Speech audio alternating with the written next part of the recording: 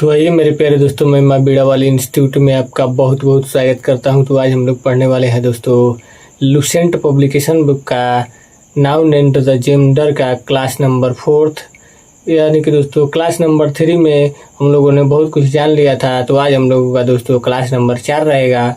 तो आइए दोस्तों पढ़ते हैं। तो रूल नंबर 6वां है दोस्तों कि कुछ ऐसे मैस्कुलिन जेंडर के नाउन हैं जो विशेषण यानी कि एडजेक्टिव के रूप में स्त्री के लिए भी प्रयुक्त होते हैं। यानी कि दोस्तों कुछ ऐसे मैस्कुलिन जेंडर यानी कि पुल्लिंग के नाउन हैं जो विशेषण के रूप में स्त्री के लिए भी प्रयुक्त होता है, यानी कि फेमिनिन जेंडर के लिए भी प्रयुक्त होता है। तो आइए दोस्तों देखते हैं। तो आइए दोस्तों एग्जाम्पल के द्वारा समझते हैं। तो पहला है दोस्तों कि Beena is a lover of fine arts, यानी कि दोस्तों जो बीना है या बीड़ा है वो प्रेमी है किसका? फाइन आर्ट का, यानी कि अच्छा कला का या अच्छा कलाकृति का। दूसरा है दोस्तों she is a master of English, यानी कि दोस्तों जो मास्टर है अक्सर एडजेक्टिव है और ये दोस्तों मैस्कुलिन जेंडर यानी कि पुल्लिंग के लिए प्रयोग होता है। लेकिन दोस्तों ये कभी कभी बोल रहा है कि विशेषण के रूप में स्त्री के लिए भी प्रयोग हो जाएगा। तो यहाँ पर दोस्तों जो मास्टर है यहाँ पर स्त्री के लिए प्रयोग हुआ है। तो इसका मतलब हो जाएगा दोस्तों कि वह मास्टर है इंग्लिश का या एक्सपर्ट है इंग्लिश का।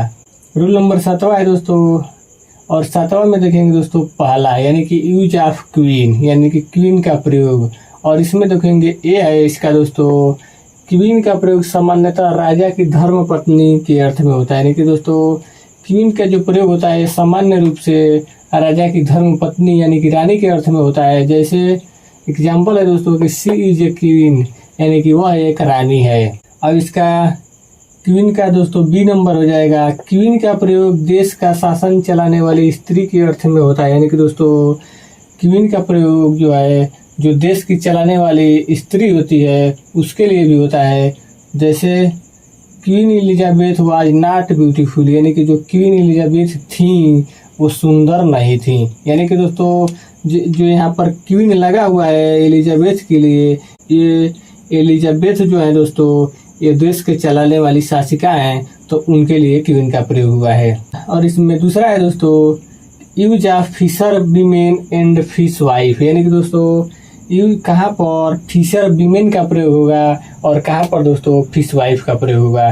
तो आइए दोस्तों इसका ये है दोस्तों कि फिशर वीमेन का प्रयोग मछली बेचने वाली स्त्री के मछुआरे की धर्म पत्नी के अर्थ में होता है। यानी कि दोस्तों जो फिशर वीमेन का प्रयोग है वह मछली बेचने वाली स्त्री या मछुआरे की धर्म पत्नी, यानी कि दोस्तों जो मछली बेचती है उसको दिखाने के लिए फिशर वीमेन का प्रयोग होगा, या मछुआरे की धर्म पत्नी के रूप में अगर जो हो तो उसको दिखाने के लिए फिशर वीमेन का प्रयोग होगा। जबकि फिश वाइफ का प्रयोग सिर पर मछली की टोकरी रखकर घर घर मछली बेचने वाली स्त्री के अर्थ में होता है। यानी कि दोस्तों जब फिश वाइफ का प्रयोग होगा तो उसका मतलब होता है दोस्तों कि सिर पर जो टोकरी रखकर घर घर मछली बेचती है, घर घर जा करके, तो उसके लिए प्रयोग करेंगे दोस्तों फिश वाइफ का। यानी कि कहीं भी आपको दिख जाए फिश वाइफ का प्रयोग तो आप लोग समझ जाइएगा कि सिर पर टोकरी रखकर मछली की टोकरी रखकर घर घर मछली बेचने वाली स्त्री के लिए प्रयोग हुआ है। तो उम्मीद करता हूँ दोस्तों कि आपको ये समझ में आया होगा। अब आइए दोस्तों आगे पढ़ते हैं। तो अगला है दोस्तों तीसरा नंबर यूज ऑफ फिलो, यानी कि फिलो का प्रयोग कब और कहाँ करते हैं।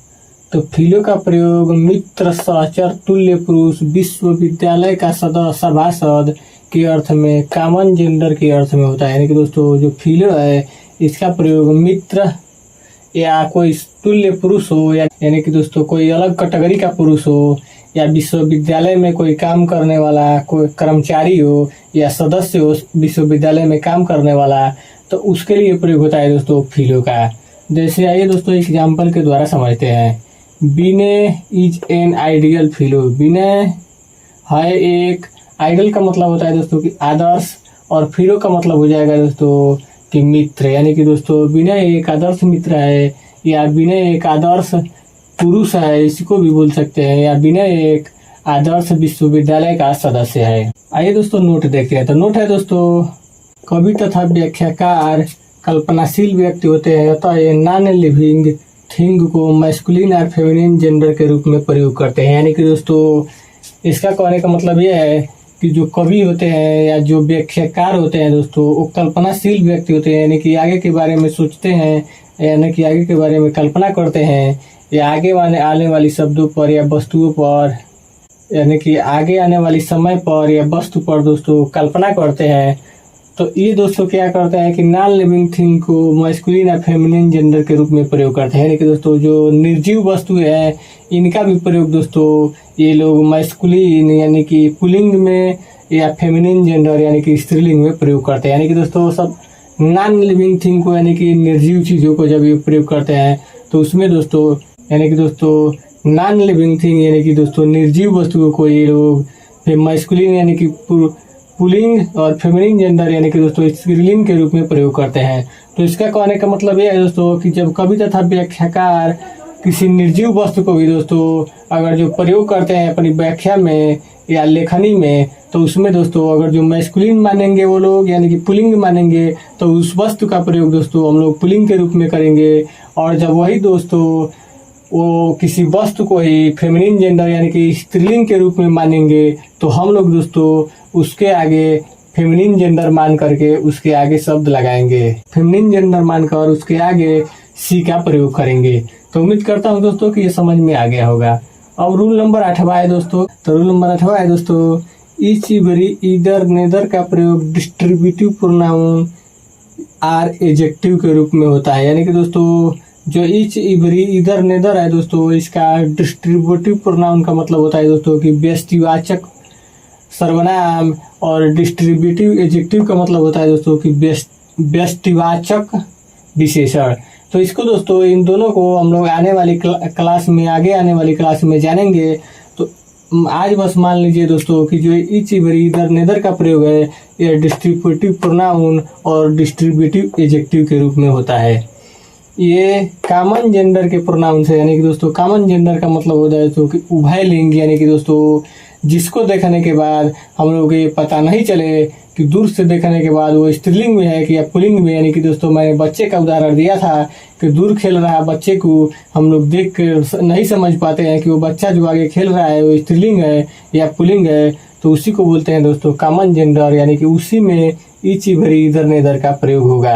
तो आगे बोला है दोस्तों कि इनके लिए सामान्यतः मैस्कुलिन जेंडर के सिंगुलर प्रोनाउन ही, हिम, हिज, हिमसेल्फ का प्रयोग होता है। यानी कि दोस्तों लेकिन फीमेल सेक्स का पता चलने पर फेमिनिन जेंडर के सिंगुलर प्रोनाउन सी और हर सेल्फ का प्रयोग किया जा सकता है। यानी कि दोस्तों अगर जो दूर से देखने के बाद अगर जो लिंग का पता न चले तो वहाँ पर दोस्तों हम लोग ही, हिम, हिज, हिमसेल्फ का प्रयोग करेंगे। लेकिन दोस्तों अगर जो देख लेने के बाद नज़दीक से देख लेने के बाद अगर जो सेक्स यानी कि लिंग का पता चल जाए कि वो फीमेल सेक्स में है तो दोस्तों वहाँ पर प्रयोग करेंगे फेमिनिन जेंडर का सी, हर सेल्फ का। अगर जो पता नहीं चले लिंग का तो हम लोग दोस्तों निसंदेह होकर ही, हिम, हिज, हिमसेल्फ का प्रयोग करेंगे। तो उम्मीद करता हूँ दोस्तों कि समझ में आ गया होगा।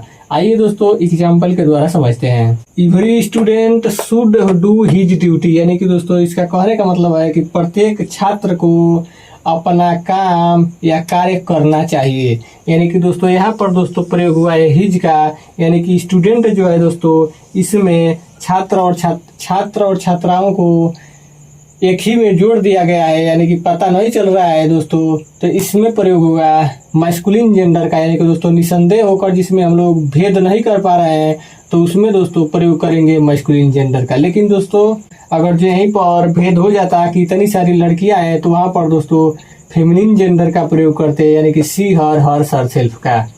दूसरा है दोस्तों each of us has finished his work, यानी कि दोस्तों इसमें से प्रत्येक लोग फिनिश्ड मतलब कि खत्म कर चुके हैं। हिज वर्क मतलब हो जाएगा दोस्तों कि अपना काम, यानी कि दोस्तों यहाँ पर भी हिज का प्रयोग हो गया। यानी कि दोस्तों वहाँ पर देखने के बाद ये पता नहीं चल पा रहा है कि जो वहाँ पे बच्चे खड़े हैं उसमें लड़कियाँ कितनी हैं और लड़के कितने हैं, तो वहाँ पर दोस्तों निसंदेह होकर हम लोग मैस्कुलिन जेंडर यानी कि हिज का प्रयोग करेंगे। तो उम्मीद करता हूँ दोस्तों कितना समझ में आ गया होगा। तो दोस्तों आज बस इतना ही, फिर मिलते हैं अगले दिन ऐसे ही बेसिक क्लास के साथ। धन्यवाद।